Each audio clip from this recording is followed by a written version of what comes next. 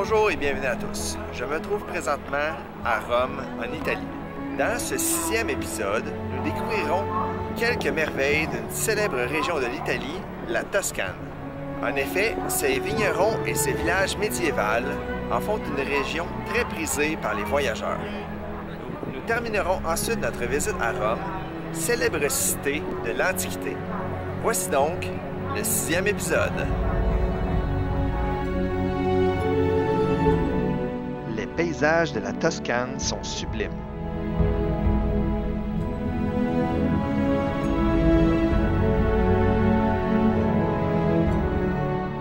Nous avons la chance de traverser des plantations de vignes, des plantations d'oliviers, tout ça sur les routes de campagne qu'ont utilisées les Romains il y a près de 2000 ans.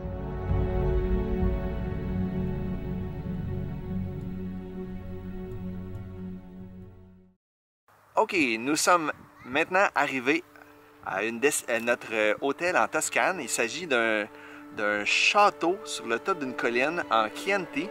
Ça s'appelle Castello Vecchio Mangio. Puis eux, ils produisent leur propre vin. Donc on vient de déguster leur vin. On a goûté à 3 bonnes sortes de vins.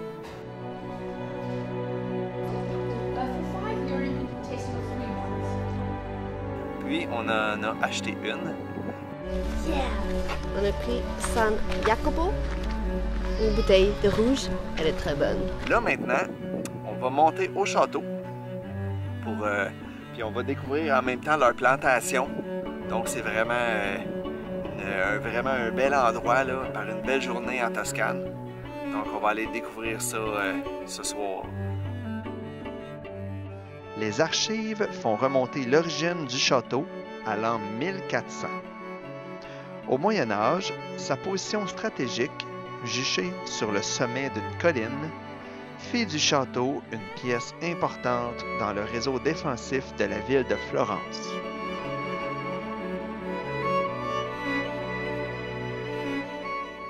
Dans sa longue et glorieuse histoire, plusieurs célébrités séjournèrent au château. Parmi ceux-ci, Léonard de Vinci séjourna au Castello Vecchio Mangio pendant la période durant laquelle il peignit son chef-d'œuvre, la Mona Lisa. Donc en premier, on arrive au château, on a été bien accueillis. Et là, on a visité notre chambre.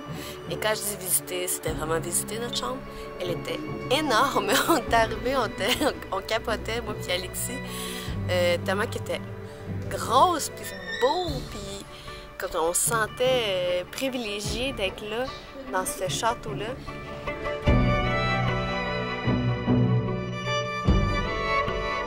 Une fois par semaine, les propriétaires du château organisent un souper haute gastronomie italienne à l'intérieur de la salle de bal. Ce souper est précédé d'une visite des caves à vin et d'une dégustation. Notre hôte nous apprend pourquoi les vins de Chianti sont des vins exceptionnels.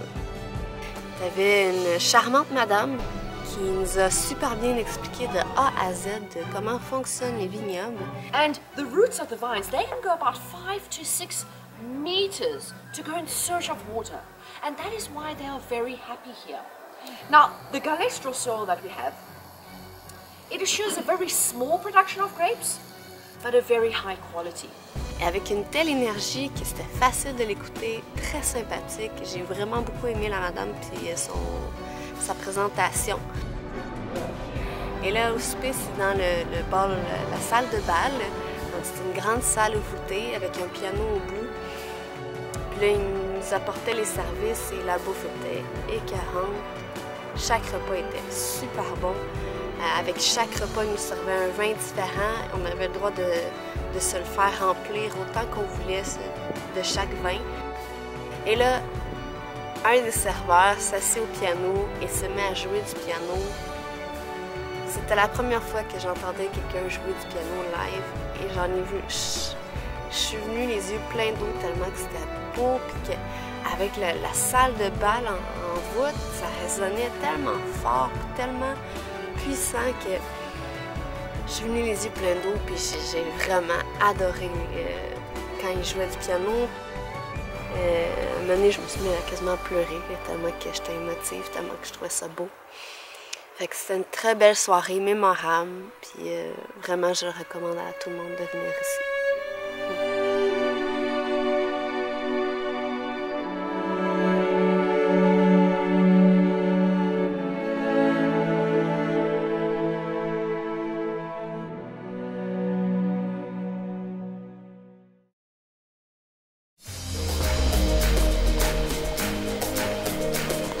On a fait du cheval hier dans la Toscane. Donc on a commencé, on est arrivé dans une petite fermette. Après ça, on a fait le tour. Ils nous ont choisi des chevals. Moi, j'avais le plus petit, Alexis avait le plus grand. Des bons petits chevals. Moi, j'étais un peu anxieuse parce que j'ai toujours peur qu'ils me mordent, les chevals. Une fois dessus, ça va bien. Donc, on a fait 2 heures d'équitation en tout dans la Toscane. C'était vraiment agréable.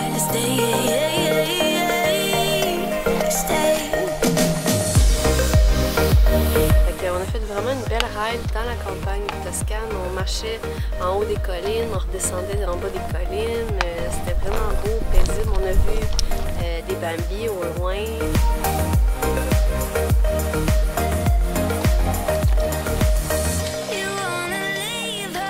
Mais c'était vraiment beau. C'est une belle activité que je recommande.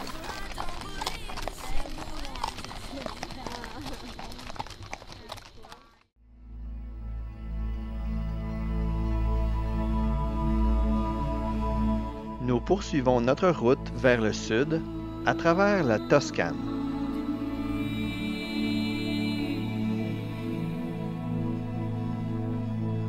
Prochaine destination incontournable, San Gimignano est une des villes les plus pittoresques de la Toscane.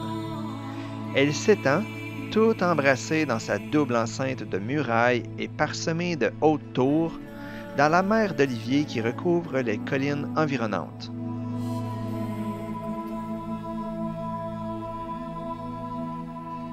Cette ville de 8000 habitants est classée au patrimoine mondial de l'UNESCO.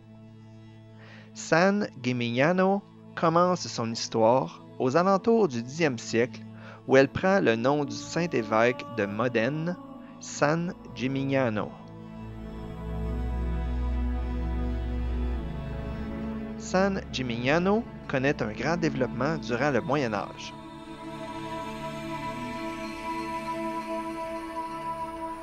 En 1199, San Gimignano devient une commune libre. La petite ville doit se soumettre à Florence en 1353.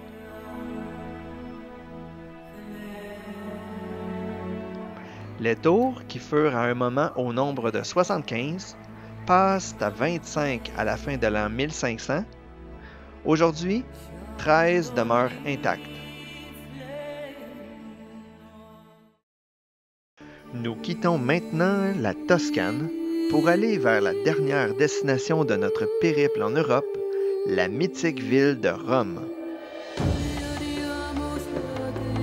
Sur notre chemin, nous découvrons ce qui est probablement le secret le mieux gardé de l'Italie, les sources thermales de Saturnia.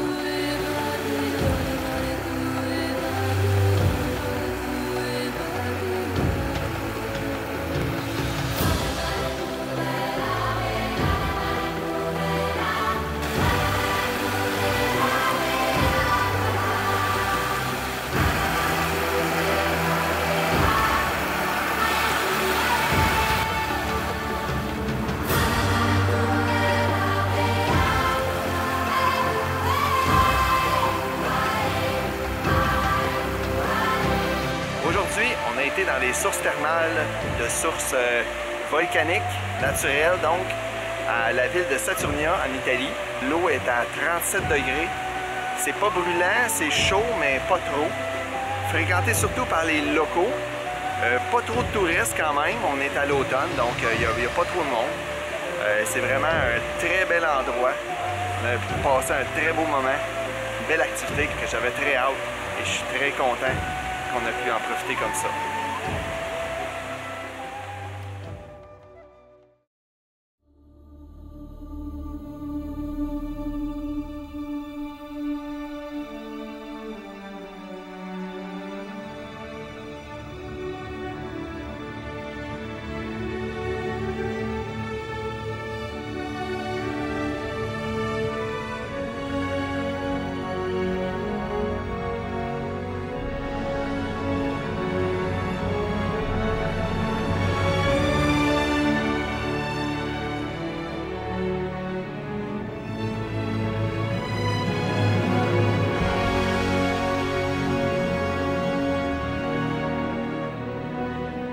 Alors aujourd'hui, on a fait quelque chose que j'avais vraiment hâte, c'est de visiter la Rome antique, toutes les ruines.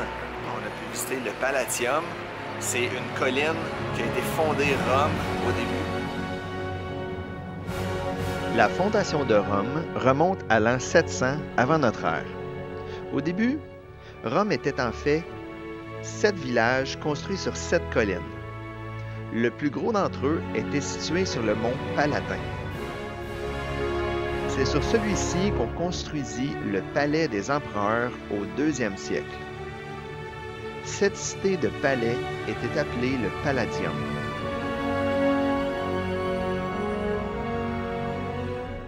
Ensuite, on a pu visiter les restants de palais, de tout ce qui reste.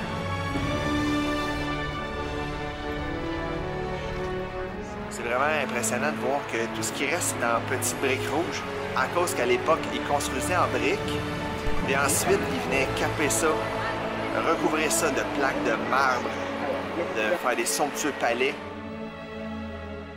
Mais c'est comme tout en façade, c'était pas du marbre massif, si on veut.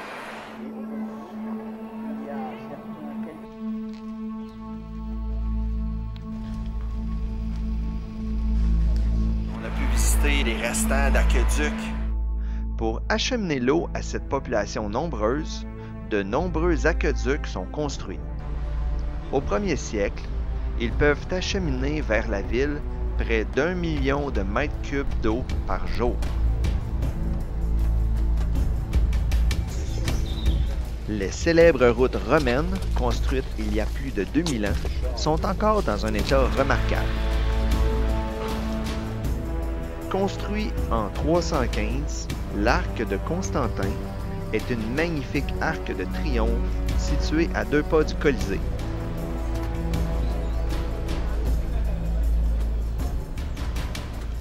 Construit au 1er siècle avant notre ère, le Panthéon était un temple dédié à toutes les divinités de la religion antique. C'est le plus grand monument romain qui nous soit parvenu intact, dû à son utilisation ininterrompue jusqu'à nos jours. Apprendre l'histoire des empereurs, donc c'est vraiment intéressant.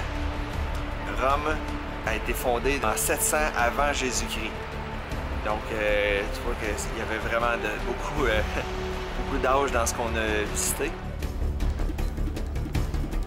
La devise Senatus Populusque Romanus signifie le Sénat et le peuple romain, souvent abrégé sous la forme du sigle SPQR. Ceci était l'emblème de la République romaine. Même encore aujourd'hui, on la trouve à beaucoup d'endroits, ce qui nous rappelle toujours qu'ici, l'Antiquité n'est jamais très loin. Puis on a passé vraiment une belle journée. Le reste de la journée, on a été voir la fontaine de Trévis. Magnifique fontaine. Construite en 1732, la fontaine de Trévis est la plus grande et la plus célèbre fontaine de Rome.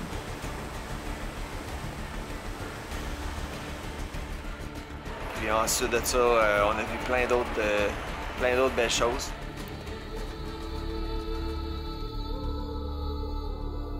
À l'époque de l'Antiquité, Rome est avant tout la ville des jeux. Plusieurs monuments exceptionnels leur sont consacrés. Le Circus Maximus et le Colisée, le plus grand amphithéâtre du monde romain. Ensuite, une partie de la visite, comme qui était vraiment le zénith, si on veut, c'est la visite du fameux Colisée. C'est énorme. C'était un amphithéâtre romain qu'ils ont construit. Ça pouvait recevoir de 60 à 70 000 personnes pour assister à la majorité du temps des combats gladiateurs, mais aussi à des combats entre animaux gladiateurs, des combats entre animaux, des mises à mort. Ils mettaient des prisonniers, des condamnés, ils laissaient les bêtes sauvages aller les manger. Ou aussi ils faisaient du théâtre dans lequel les condamnés à mort jouaient le rôle des acteurs qui se faisaient tuer pendant la scène, pendant la pièce. Donc c'était vraiment très réaliste. Pas besoin de faux sang dans ce cas-là. Donc l'architecture était vraiment impressionnante. Le nom initial du Colisée était l'amphithéâtre Flavien. Son nom actuel de Colisée vient d'une statue située juste à côté. C'était le colosse de Néron. À l'époque médiévale, les habitants se servaient de cette statue comme un point de repère dans la ville. À force de parler du colosse, les gens sont venus à associer l'amphithéâtre à Colossus. C'est ainsi que le terme Colisée est né. Parce qu'il y avait un grand plancher de bois sur la scène. Actuellement, il n'y a plus de plancher de bois, mais on voit toutes les coulisses par en dessous, tous les corridors par lesquels ils pouvaient monter les trucs, les gens, les bêtes et tout. Donc vraiment, je me trouvais très privilégié de pouvoir visiter ça. C'était vraiment super intéressant. On avait un bon guide. Donc Rome, la Rome antique, c'est vraiment quelque chose à voir une fois dans sa vie. Vraiment, pour des vieilles ruines, c'est vraiment impressionnant.